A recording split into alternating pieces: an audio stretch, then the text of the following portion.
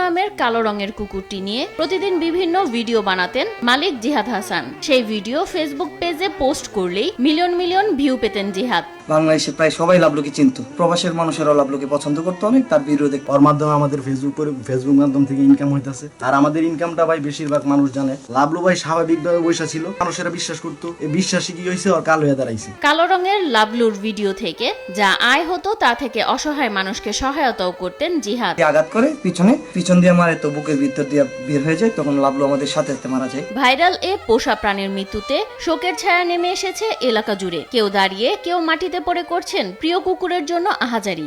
সে ডাক দিউন লাগতো না ভাই, আমনে অটোমেটিক ওর থেকে জানি পিছনে আইবো। আরে কিরে লাবলু আইসা পড়ছে, খাবার দিতেই তো, পকেটে টাকা না রাখলো লাবলুর একটা কেক বাকি হলো কিনা দিতেই তো। হত্যাকারীদের সর্বোচ্চ বিচারের দাবি জানান স্থানীয়রা। লাবলুর মতো প্রাণী হত্যাকারীদের বিচারের আওতায় আনলে কমতে পারে প্রাণী হত্যা, এমনটাই মনে করেন সংশ্লিষ্টরা।